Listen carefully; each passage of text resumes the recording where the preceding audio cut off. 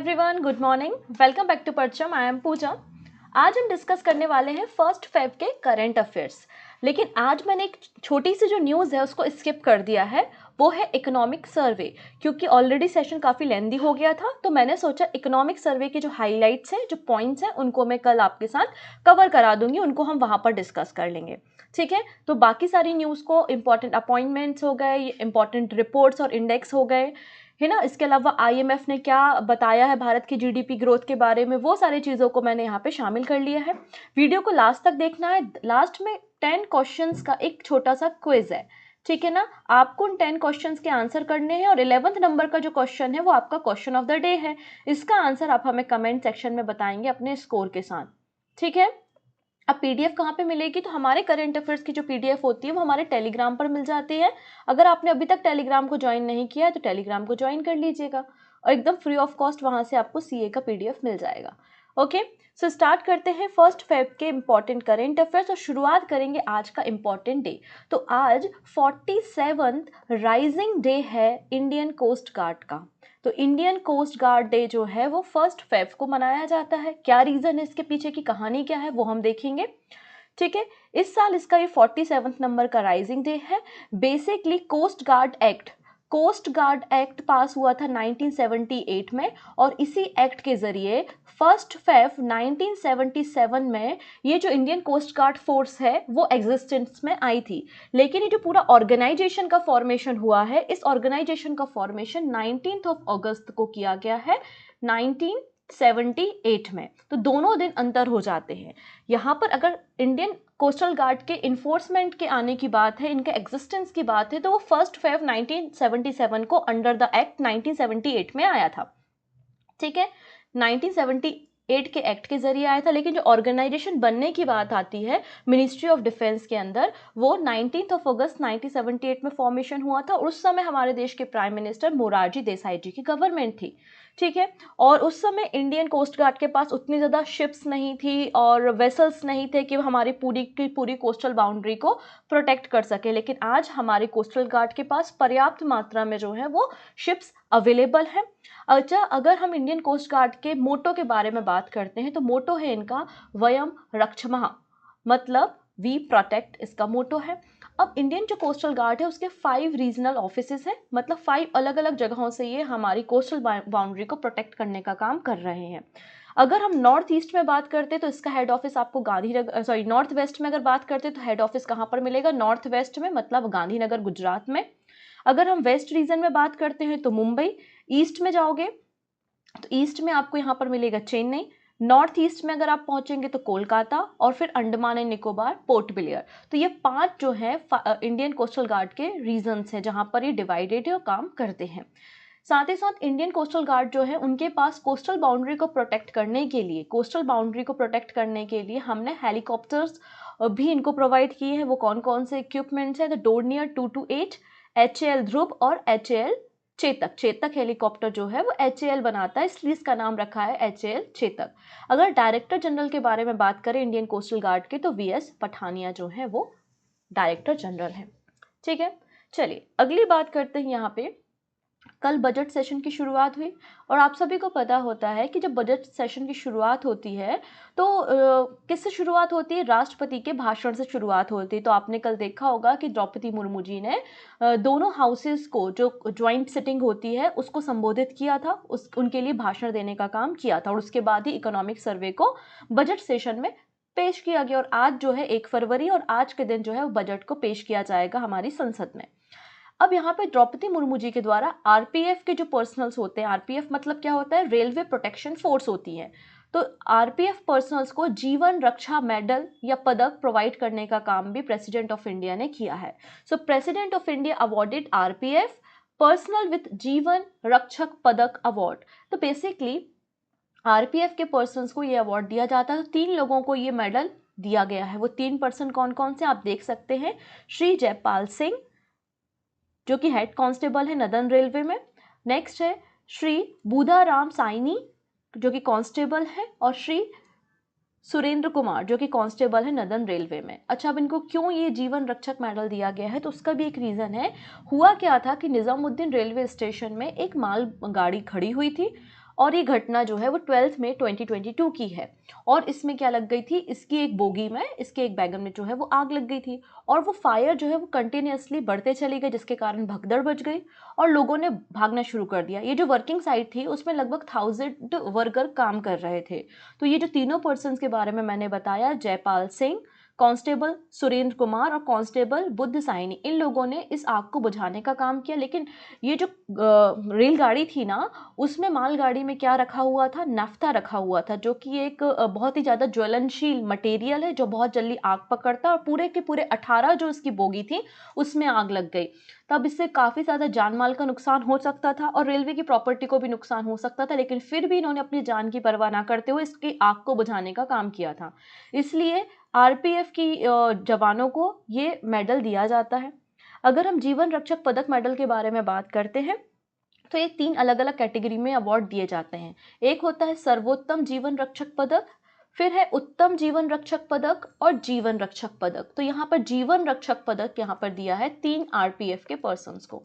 ठीक है, अब देखिएगा 26 जनवरी को जब हम अपना 74th नंबर का रिपब्लिक डे सेलिब्रेट कर रहे थे, तो आप लोग ने देखा होगा कई सारी अलग अलग डिपार्टमेंट्स की, इंस्टीट्यूट या ऑर्गेनाइजेशन की और अलग अलग स्टेट की जो झांकियाँ होती हैं वो दिखाई जाती हैं। और झांकियों के जजमेंट के लिए कि किस झांकी को फर्स्ट नंबर देना है, कौन सा सेकंड नंबर देना है, तो उसके लिए एक पैनल बनाया जाता है।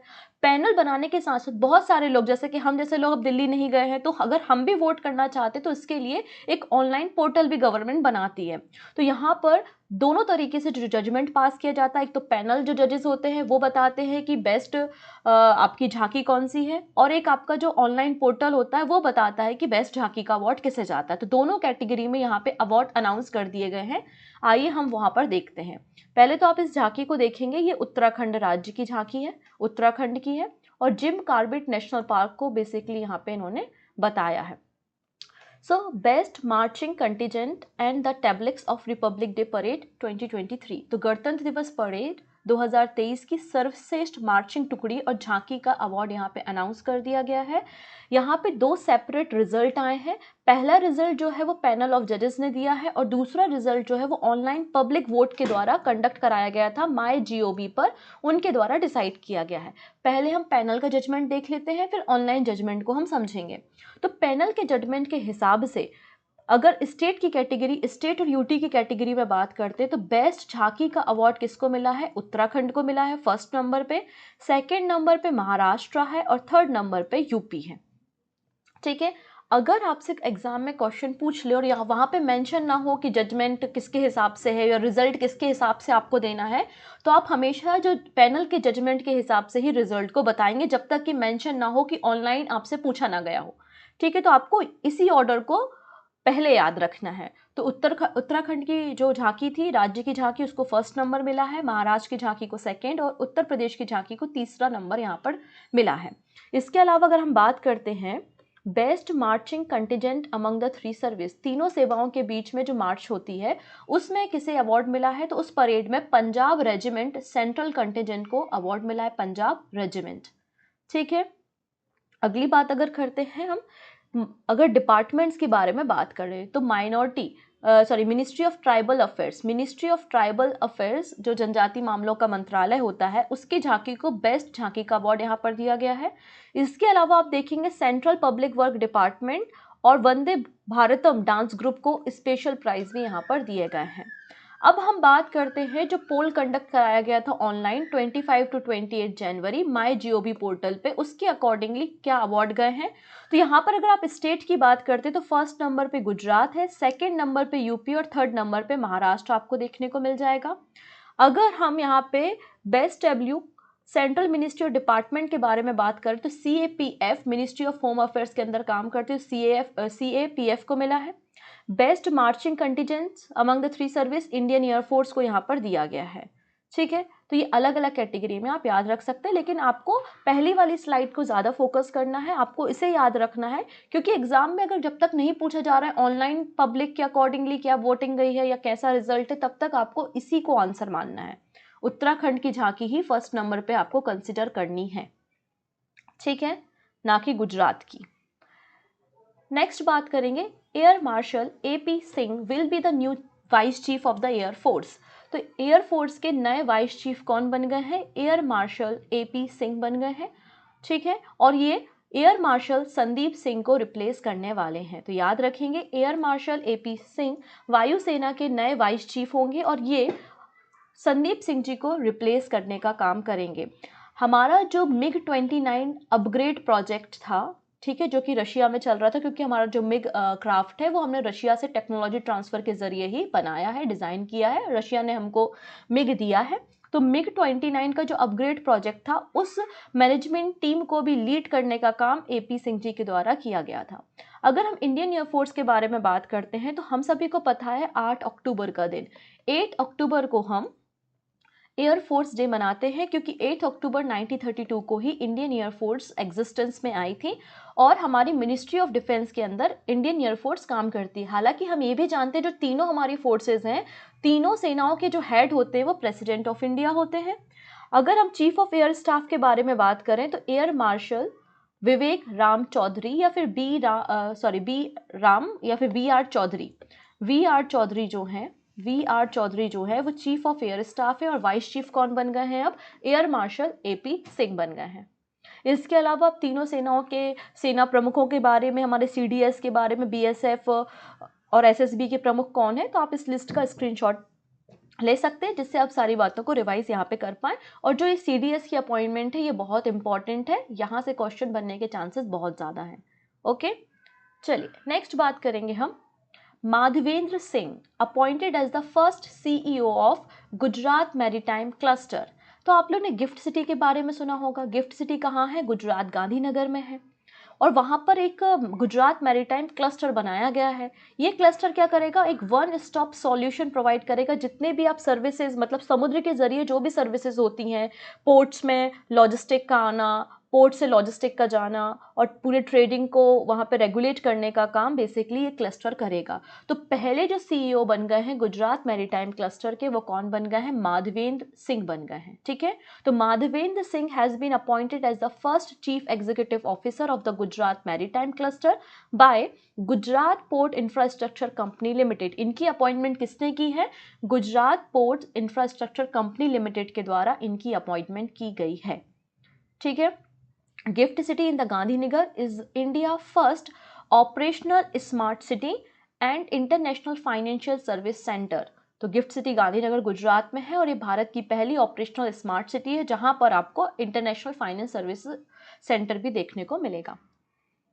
चलिए नेक्स्ट बात करते हैं प्यूमा इंडिया के बारे में। प्यूमा इंडिया का कैसा है कि बहुत सारे ब्रांड एम्बेसडर होते हैं, है ना। जैसे कि कुछ समय पहले आपको मैंने सिखाया था कि अनुष्का शर्मा को यहाँ पे अनुष्का शर्मा को, उसके पहले विराट कोहली को भी ब्रांड एम्बेसडर बनाया गया था। अब यहाँ पर आप देखेंगे प्यूमा इंडिया ने साइन किया है हरमनप्रीत कौर को एज ब्रांड एम्बेसडर। तो प्यूमा इंडिया ने हरमनप्रीत कौर को ब्रांड एम्बेसडर बनाया है, ठीक है। हरमनप्रीत कौर जो है वो कैप्टन है इंडियन वीमेंस क्रिकेट टीम की। ओके, अब रिसेंटली कई सारे इंपॉर्टेंट बॉडीज़ के आप देखेंगे ब्रांड एम्बेसडर अपॉइंट हुए हैं। तो आप इस लिस्ट का भी स्क्रीनशॉट ले सकते हैं, जिसमें स्टार्टिंग का जो पहला है निखत जरीन, जो कि बॉक्सर हैं, इन्हें नेशनल मिनरल डेवलपमेंट कॉरपोरेशन का ब्रांड एम्बेसडर बनाया था और ये न्यूज़ बड़ी इंपॉर्टेंट है। ओके, नेक्स्ट बात करते हैं। अच्छा, लास्ट ईयर क्या हुआ था? लास्ट ईयर आपको पता था कि ऑस्ट्रेलिया के एक क्रिकेटर थे जिनका नाम था सैन वॉर्न। उनका निधन हो गया था, उनकी डेथ हो गई थी और उनके नाम पर जो है वो ऑस्ट्रेलिया की क्रिकेट एजेंसी या ऑस्ट्रेलियन क्रिकेट कमेटी के द्वारा एक अवार्ड देने की शुरुआत की गई थी, जिसको हम Shane Warne men's test player of the year award कहते हैं, ठीक है। तो रिसेंटली ये अवार्ड डिस्ट्रीब्यूट किए गए हैं और ये अवार्ड किसे मिला है? उस्मान ख्वाजा को मिला है। आप देख सकते हैं उस्मान ख्वाजा।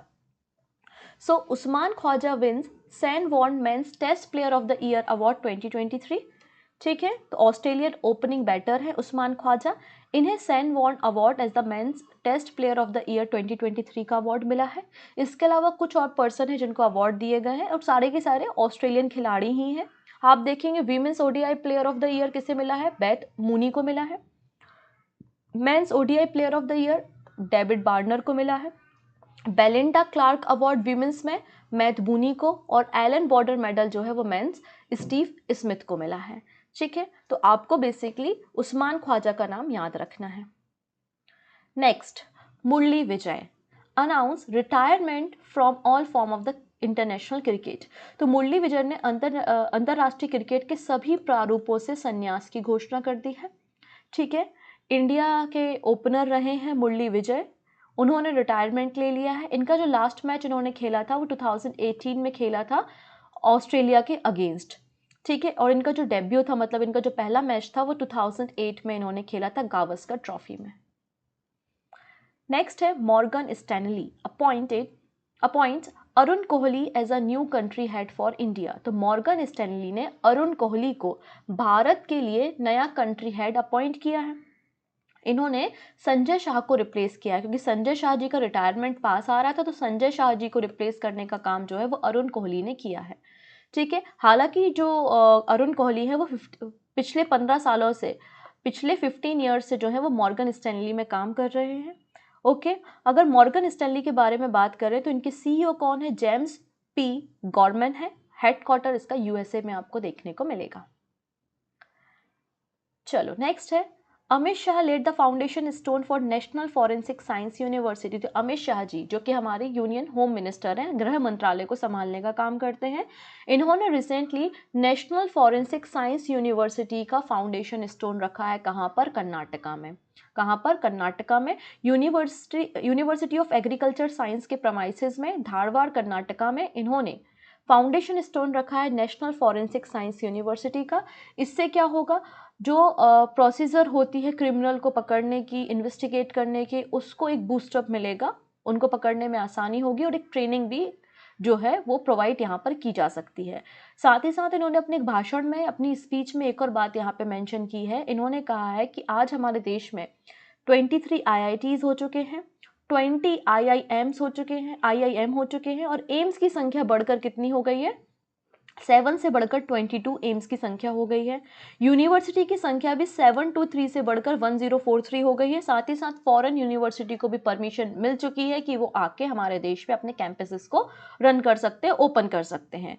तो याद रखेंगे हमारे देश में IIT 23 हो गए हैं, IIM 20 है, एम्स 22 है, मतलब 22 है, और यूनिवर्सिटी की संख्या 1043 है।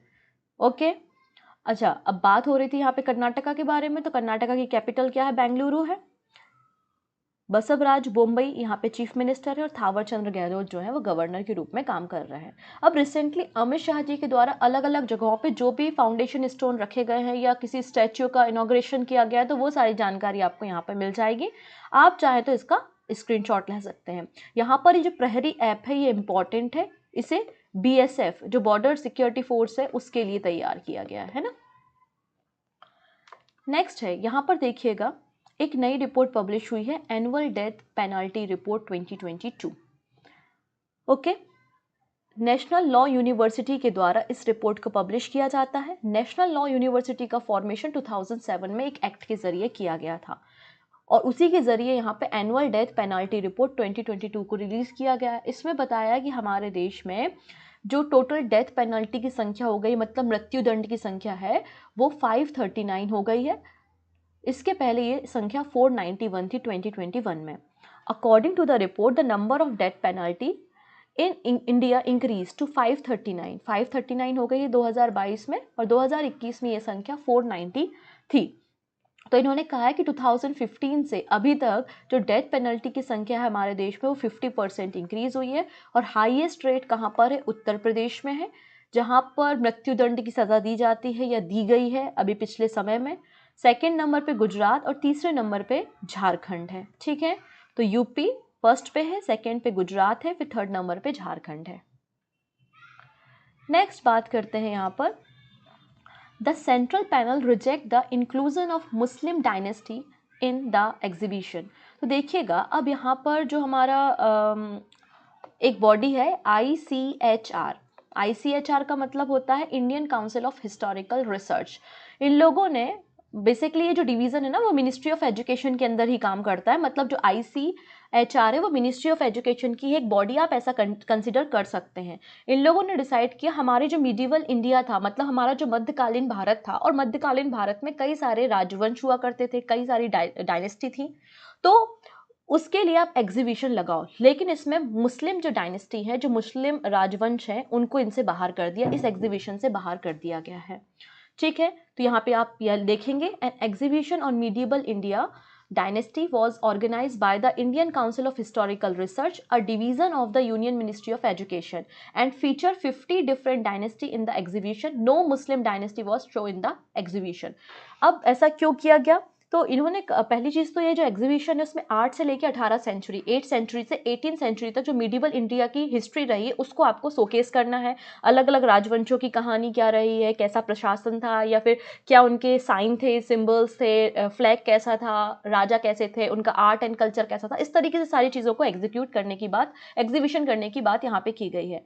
अब यहाँ पे जो ICHR है उसके सेक्रेटरी ने कहा है, उनके जो सेक्रेटरी हैं कदम जी, प्रोफेसर उमेश अशोक कदम, उन्होंने कहा है कि जो मुस्लिम्स या क्रिश्चियंस थे वो तो भारत के थे नहीं, है ना। मुस्लिम और जो क्रिश्चियंस हमारे देश में राजवंश रहे हैं, चाहे वो तुगलक हो, सैयद हो, लोधी हो, वो भारत के तो है नहीं है, वो तो मिडिल ईस्ट से आए थे भारत में, और भारत में आके उन्होंने हमारे नॉलेज को डिस्ट्रॉय करने का काम किया है। तो इसलिए इन सारे जो डायनेस्टीज हैं उनको आप एग्जीबिशन में शामिल ना करें, आप यहाँ पे डायरेक्ट कनेक्ट करें इंडिया के कल्चर के साथ। हमें ज़रूरत है अपने कल्चर को रिवाइव करने की, ठीक है। Kadam said Islam and Christianity came to India in the medieval period and they uprooted the civilization and destroyed the knowledge system. तो आपको जो एग्जीबिशन करना है उसमें अहोम डायनेस्टी, असम, चोल, चेर, पांड्य, यादव, काकतिया और दूसरी जो बड़ी बड़ी डायनेस्टी रही हैं उनको यहाँ पे बताना है, ठीक है। अब Indian council of historical research के बारे में अगर मैं थोड़ी सी बात करूं तो जैसे कि मैंने कहा इसकी ऑटोनोमस बॉडी कौन सी, मिनिस्ट्री ऑफ एजुकेशन है, शिक्षा मंत्रालय के अंदर ये आता है। सोसाइटी रजिस्ट्रेशन एक्ट 1860 के अंतर्गत 1972 में इसका फॉर्मेशन हुआ है। अब इस बॉडी का फॉर्मेशन क्यों हुआ है कि डिफरेंट हिस्टोरियन एक प्लेस पे इकट्ठा हो सके, अपने नॉलेज को शेयर करें और हिस्टोरिकल रिसर्च को प्रमोट करें, बढ़ावा करें, है ना, इसलिए इसको तैयार किया गया है। इस ऑर्गेनाइजेशन के द्वारा 2 जर्नल भी पब्लिश किए जाते हैं, the Indian historical review and इतिहास इन द हिंदी। इसका हेड ऑफिस आपको नई दिल्ली में मिलेगा। नेक्स्ट है एक्सटेंडेड रियलिटी स्टार्टअप प्रोग्राम। तो एक्सटेंडेड रियलिटी स्टार्टअप प्रोग्राम किसने शुरू किया है, क्यों शुरू किया है, किसकी मदद से शुरू किया है, ये 3 क्वेश्चन यहाँ पे बनते हैं। तो मैत्री मतलब है ministry of electronics and information technology and Meta, ठीक है।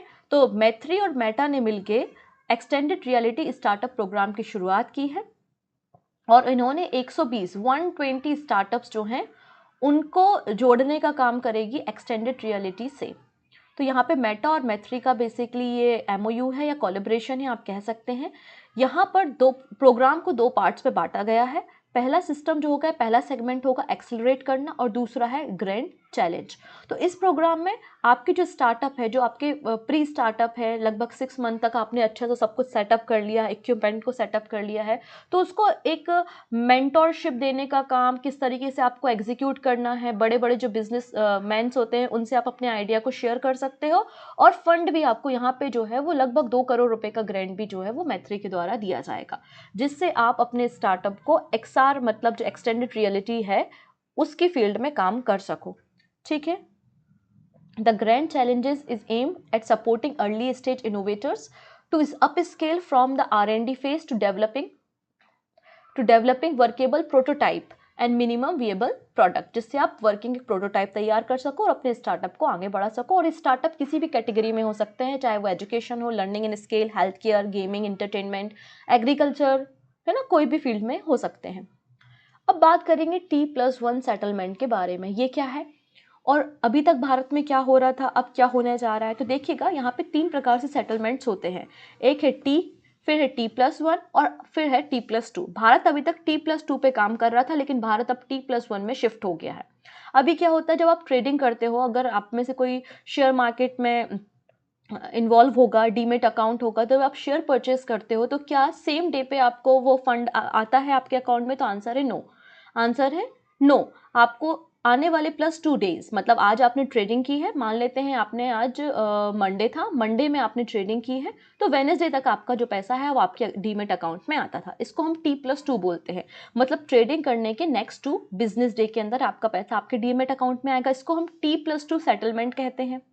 अगर आज आपने ट्रेडिंग की है मंडे को और ट्यूसडे को ही आपके अकाउंट में पैसा आ गया, तो इसको हम क्या बोलेंगे? T+1 सेटलमेंट कहेंगे। मतलब business day after trading, 1 business day after the trading जो है वो आपके अकाउंट में अगर पैसा आ जाता है तो उसको T+1 सेटलमेंट कहते हैं। और टी सेटलमेंट क्या होता है, जिस दिन आपने ट्रेडिंग की उसी दिन आपके अकाउंट में पैसा आ जाए। हालांकि टी सेटलमेंट पे अभी कोई भी देश काम नहीं कर रहा है। चाइना T+1 में काम करता है, T+2 में भारत काम करता था, लेकिन भारत अब T+1 सेटलमेंट में शिफ्ट हो गया है। ठीक है, तो यही न्यूज़ है। After China, India will become the second country in the world to start the Trade+1 T+1 settlement cycle in top listed security। ठीक है, तो टॉप लिस्टेड सिक्योरिटी मार्केट में कंपनीज हैं, उनके लिए वो T+1 या Trade+1 सेटलमेंट करेगा। अभी तक ये T+2 साइकिल पे काम करता था। If an investor buy a stock Thursday, it would be shown in the demat account on the Friday। इसको आप T+2 साइकिल कहते थे। इससे जो कैपिटल का रिस्क है वो रिड्यूस होगा। ठीक है, और जो सेम डे पे ट्रेडिंग में बहुत ज़्यादा अनसेटल्ड या आउटस्टैंडिंग अनसेटल्ड ट्रेड होते हैं उनकी संख्या भी यहाँ पे कम आएगी। इसके अलावा यूएसए, यूके वगैरह जो हैं वो भी आने वाले समय में T+1 सिस्टम में काम करने का सोच रहे हैं। नेक्स्ट है IMF, इंटरनेशनल मॉनेटरी फंड। इन्होंने भारत की और पूरे ग्लोब की GDP फॉरकास्ट की है। ठीक है, तो IMF की एक रिपोर्ट आती है जिसका नाम है वर्ल्ड इकोनॉमिक आउटलुक रिपोर्ट। उस रिपोर्ट में इन्होंने कहा है कि भारत की GDP ग्रोथ फाइनेंशियल ईयर 2023 में 6.1% रहेगी। ठीक है, इन्होंने पहले 6.8 कहा था, अब रिड्यूस करके 6.1% कह रहे हैं ये।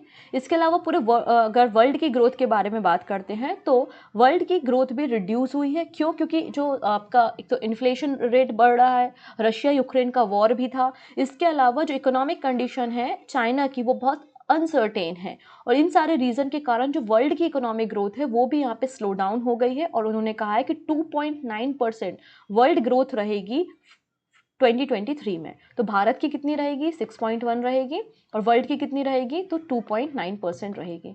ओके, नेक्स्ट GRSE मतलब garden reach ship builder and engineers and Rolls Royce sign MOU for manufacturing marine engines in India. तो GRSI और रोल्स रॉयल्स ने भारत में समुद्री इंजनों के निर्माण के लिए एक समझौता ज्ञापन पे साइन किए हैं, और समुद्री इंजन का नाम क्या है?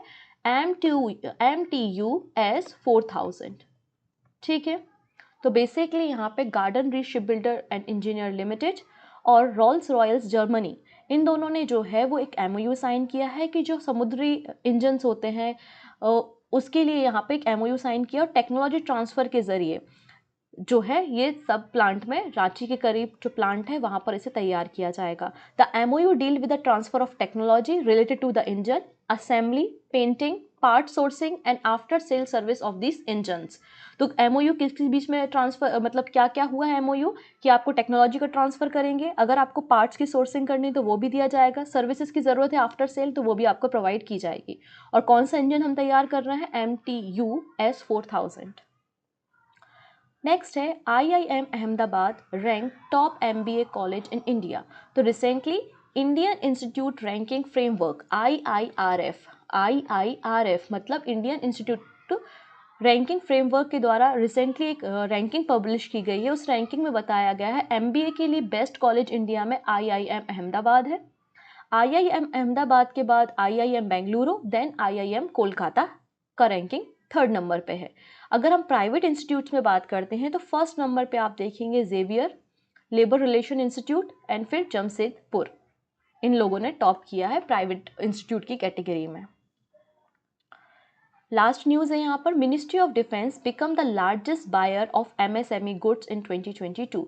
तो recently government e market place, जिसको हम GEM भी कहते हैं, इन्होंने अपडेट किया है कि 2022 में मिनिस्ट्री ऑफ डिफेंस मतलब जो रक्षा मंत्रालय, उसने सबसे अधिक मात्रा में MSME गुड्स को परचेज किया है।